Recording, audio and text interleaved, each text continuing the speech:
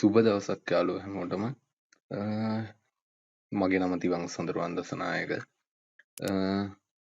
මම අද මුලින් පටන් ගන්න හිතාන හිටියේ WordPress කොහොමද අපි ඉන්ස්ටෝල් කරලා තියෙන WordPress එක වැඩ කරගන්නේ කොහොමද කියන එක. අද මම සාමාන්‍ය පොඩි හැඳින්වීමක් විදිහට තමයි කරගෙන යන්නේ. මම කලින් දාපු WordPress ටියුටෝරියල් ටික ඔයාලට පුළුවන් ගිහිල්ලා බලා ගන්න. මගේ Facebook ප්‍රොෆයිල් එකේ වෝල් එකේ තියෙනවා.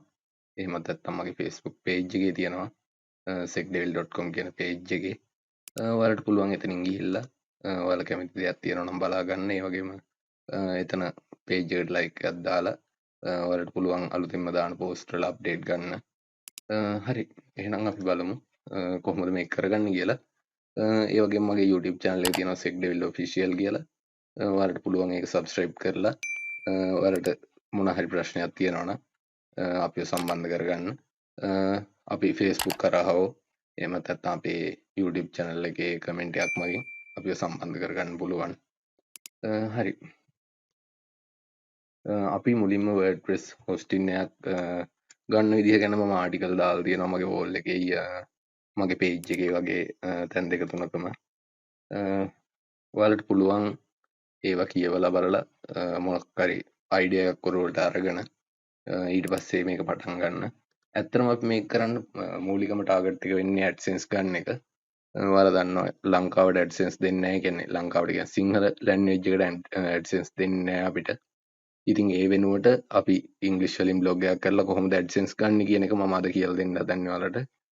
හරි. ඔයාලා මුලින්ම ගත්තට පස්සේ WP hosting එකක් ඔයාලට හම්බෙන්නේ WP admin panel එකක් විතරයි. මම අද කියලා දෙන්නම් ඒකේ කරගන්න ඕන යම් වැඩ කටයුතු සහ කොහොමද මේකට ලොග් වෙන්නේ ඒ වගේම මේකේ තියෙන දේවල් වෙනස් කරන්නේ කොහොමද කියන එක මම පොඩි හැඳින්වීමක් කරන්නම් අද. අපිට username එකක් සහ password එකක් හම්බ වෙනවා අපේ hosting provider එකෙන්. මම නම් recommend කරන්නේ ෂේන් අයියව. ෂේන් තනිදු සේනානායක. ඔයාලට මගේ ආටිකල් කියවුවා නම් ඔයාලට බලා ගන්න පුළුවන් කාගෙන්ද hosting ගන්න පුළුවන් අඩුවටම කියලා. රුපියල් 900කට වගේ hosting එකක් ගන්න පුළුවන් ඔයාලට WP hosting එකක්. හරි. මට හම්බෙලා තියෙනවා admin panel එකේ username එකයි password එකයි. මම මේ දෙකෙන් log වෙන්නම්.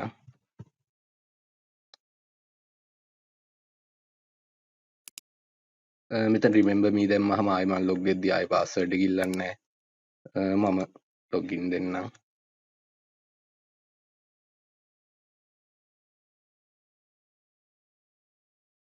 මගේ connection එක පොඩ්ඩක් වගේ slow. ඒ නිසා පොඩි වෙලාවක් ගන්නවා log වෙන්න. හරි. මේ තියෙන්නේ අපේ admin panel එක. ඒ කියන්නේ අපිට මූලිකවම අපේ වැඩ කටයුතු කරගන්න පුළුවන් තැන තමයි මෙතන. මම මෙතන මුලින් ඉඳන් පටන් ගන්නම්. මෙතන WordPress එක ගැන තියෙනවා. WordPress කියන දේ ගැන කිව්වොත් WordPress කියන්නේ CMS එකක්. ඒ කියන්නේ අපිට පුළුවන් ඒක අපිට ඕන විදිහට කස්ටමයිස් කරගන්න. ඒ වගේම ඒකේ සමහර ෆීචර්ස් දෙන්නේ Pro කියන්නේ Pro themes, Pro plugin වගේ use කරන අයට විතරයි. ඉතින් අපිට ෆ්‍රී ඒවා යූස් කරලත් ඒ වගේ ප්‍රෝ දේවල් කරගන්න පුළුවන්. ඒකට පොඩි knowledge එකක් ඕන වෙනවා programming වල වගේම මේ web development, web designing වල. හරි. මම මේක කෙටියෙන් හඳුන්වාගෙන යන්නම්. මෙතනට ගියහම අපිට පෙන්නනවා WordPress එකේ තියෙන WordPress about WordPress එක තියෙනවා. wordpress.org එක තියෙනවා. documentation තියෙනවා. support එකයි feedback එකයි තියෙනවා.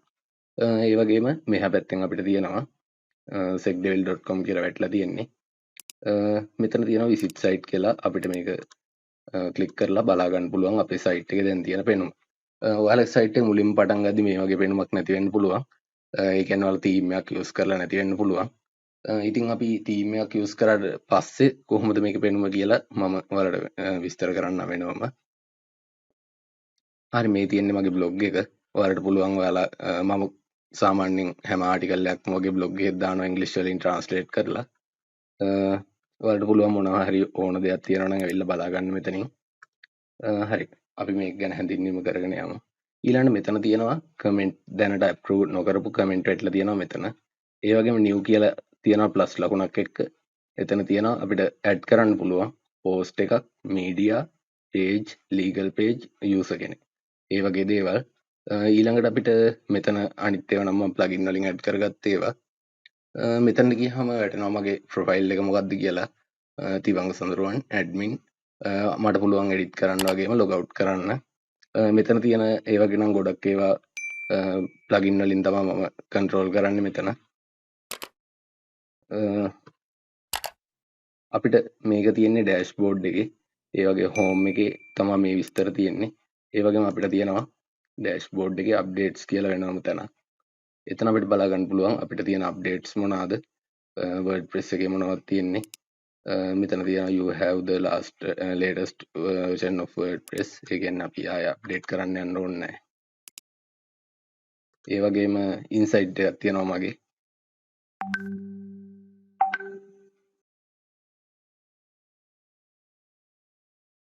ඉන්සයිඩ් එකට ගියපුවහම මගේ ට්‍රැෆික් දැනට කවුන්ට් වෙන විදිහ තියෙනවා.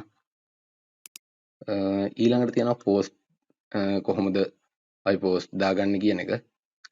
මම පෝස්ට් දාලා තියෙන විදිහ තමයි මේ තියෙන්නේ. දැනට පබ්ලිෂ් කරලා තියෙනවා පෝස්ට් 37ක්. ඔයාලගේ මේ ඔප්ෂන් එක නැතුව ඇති, ඒක ප්ලගින් එකකින් ඇඩ් කරගත්ත එකක්. ඉතින් මේ පෝස්ට් වල මම පෝස්ට් ගැන කිව්වොත් ටයිටල් එක පෙන්වනවා මෙතන. අපි දාගන්න ටයිටල් එක. ඒ වගේම author පෙන්වනවා මෙතනින්. ඒ වගේම categories ටික මෙතන පෙන්වනවා.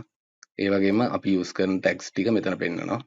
අපිට පුළුවන් stats එක බලා ගන්න මෙතනින්. ඒ කියන්නේ ආපු ගියපු ගාන, අපේ article එක කියවපු ගාන. ඒ වගේම comment ටික මෙතනින්, වගේම publish කරපු date එක මෙතනින්. මේ හතර නම් අපි plugin එකකින් add කරගෙන තියෙන්නේ. අපිට පුළුවන් add new ගිහිල්ලා post එකක් add කරගන්න. එහෙමත් නැත්නම් categories බලා ගන්න. ඒ වගේම tags ටික manage කරන්න. ඊළඟට අපිට හම්බෙනවා media කියන ටැබ් එක. මීඩියා කියන ටැබ් එකේ අපිට තියෙනවා මෙච්චර කාලෙකට අපි ඇඩ් කරපු මීඩියා, වගේම අපිට අලුතෙන් ඇඩ් කරන්න ඕන නම් මීඩියා මෙතනට ඇඩ් කරගන්න පුළුවන්. දැන් ගොඩක් අය ප්‍රශ්නයක් ඇයි මේ ඩබල් මීඩියා වල ඩබල් වැදිලා තියෙන කියලා සමහර ෆයිල්. ඇත්තටම මෙතන වෙලා තියෙන්නේ මම ෆීචර්ඩ් ඉමේජ් එකක් ඇඩ් කරලා ඒකම ආපහු හෙඩර් එකට ඇඩ් කරලා තියෙන එක. ඒ නිසා මෙයාලා දෙකට සේව් කරගෙන තියෙනවා. ඒක ප්‍රශ්නයක් වෙන්නේ නැහැ. මේ විදිහට මීඩියා එකෙත් අපිට පුළුවන් බලා ගන්න. අපිට ඕනම් පුළුවන් මෙතනින් අලුත් මීඩියා එකක් ඇඩ් කරගන්න. ඒ වගේම තියෙනවා අපි දැනට ඇඩ් කරලා තියෙන ලීගල් පේජ්ස් මොනවද කියලා. මේ වගේ ලීගල් පේජ් වගේක් තියෙනවා මල් ළඟ. ඒ වගේම මේකේ විස්තර බලා ගන්න පුළුවන් අපිට අර කලින් ගිය පෝස්ට් වල වගේම.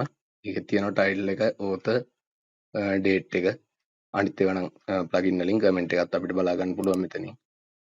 ඊළඟට තියෙනවා කමෙන්ට්ස්. අපි දැනට ඇඩ් කරලා තියෙන කමෙන්ට්ස් තියෙනවා. මම නම් හැම කමෙන්ට් එකකටම වගේ රිප්ලයි එකක් දානවා කවුරු හරි කමෙන්ට් කරලා තියෙනවා නම්. ඉතින් මෙතනින් ඔයාලට බලා ගන්න පුළුවන් අපිට දැනට වැටලා තියෙන කමෙන්ට් ඔක්කොම මොනවද. ඒ වගේම අපි කොච්චර කමෙන්ට් ප්‍රමාණයක් දැම්මද කියන එක. ස්පෑම් කමෙන්ට් ඇවිල්ලා තියෙනවා නම් ඒවත් බලා ගන්න පුළුවන්. ඒ වගේම ෆීඩ්බැක් එකක් තියෙනවා. දැනට මගේ එකට නම් ෆීඩ්බැක් ඇඩ් කරලා නැහැ මම. ෆීඩ්බැක් ෆෝරම් එකක් දාලා අපිට පුළුවන් ෆීඩ්බැක් ගන්න අපේ සයිට් එකට. ඊළඟට තියෙනවා ඇපීරියන්ස් එක.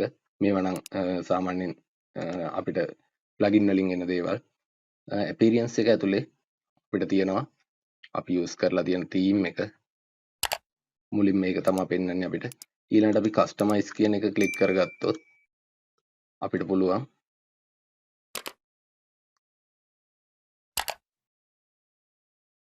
ලයිව් ප්‍රීවියව් එකක් බලන ගමන් සයිට් එක එඩිට් කරගන්න සම්පූර්ණයෙන්ම.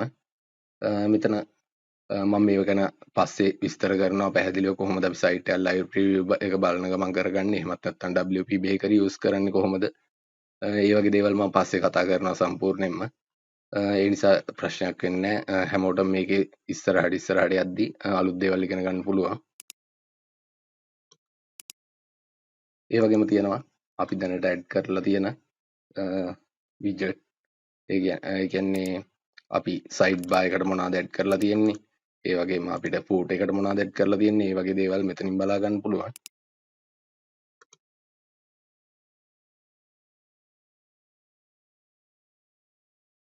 ඒ වගේම විජට් කන්ටෙක්ස්ට් එකක් තියෙනවා. ඊළඟට අපි අපිට ප්‍රධාන දෙයක් තමයි මෙනු එක. මෙනු එකේදී අපි සබ් මෙනු හදන්නේ කොහොමද? ඒව ගැන අපි ඉස්සරහට කතා කරනවා කොහොමත්.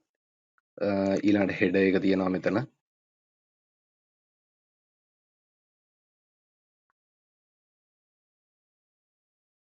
අපිට හෙඩර් එක වෙනස් කරද්දිත් මේක ලයිව් ප්‍රීවියු එකක් බලන ගමන් තමයි හෙඩර් එක වෙනස් කරන්න තියෙන්නේ. එතකොට හෙඩර් එකේ සම්පූර්ණයෙන්ම අපිට එඩිටබල් හම්බෙනවා. ඒ කියන්නේ ප්‍රෝ තීම් එකක් නම් මේක සම්පූර්ණයෙන්ම එඩිට් කරගන්න පුළුවන්. එහෙමත් නැත්නම් අපිට සාමාන්‍ය ලිමිටඩ් ෆීචර්ස් ටිකක් එඩිට් කරගන්න පුළුවන්.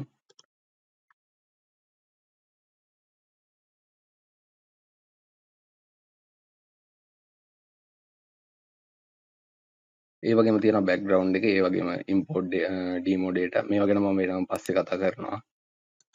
ඊළඟට තියෙනවා ප්ලගින්. අපිට මොකක් හරි වැඩක් කරගන්න ඕන නම් මේක ඇත්තටම ගොඩක් ප්ලගින් තියෙනවා. ගණන් කරන්න බැරි තරමක් ප්ලගින් තියෙනවා. හැමදාම අලුත් අප්ඩේට් වෙනවා ප්ලගින් වල. ඒ වගේම සෑහෙන ප්ලගින් ගොඩකින් අපිට ගොඩක් දේවල් කරගන්න පුළුවන්. මම යූස් කරලා තියෙන ප්ලගින් ටික තමයි මෙතන තියෙන්නේ. ඒ වගේම යූසර්ස් අපි දැනට ඇඩ් කරලා තියෙන යූසර්ස්ලා කීයක් ඉන්නවද? ඒ වගේ දේවල් අපිට මෙතනින් බලා ගන්න පුළුවන්.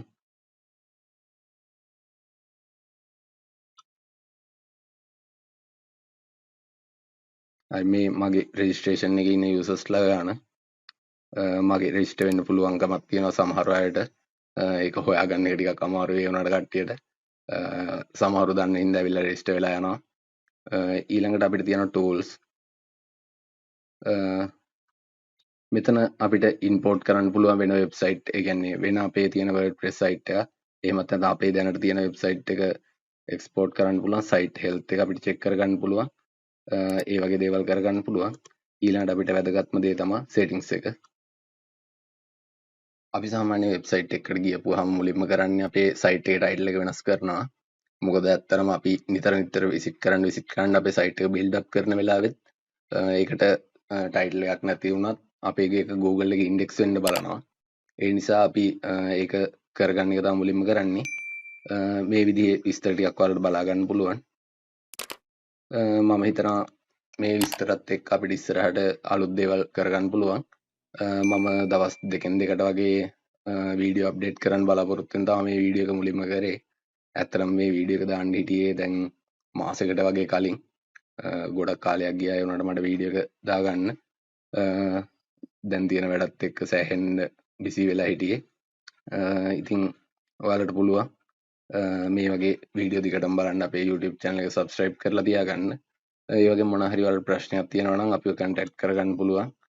අපේ Facebook මගේ account එක හරහා හෝ එහෙමත් නැත්නම් මගේ Facebook page එක හරහා. මම එහෙනම් ඊළඟ ටියුට් එකෙන් හම්බ වෙන්නම් ඔයාලව. හැමෝටම සුබ දවසක්.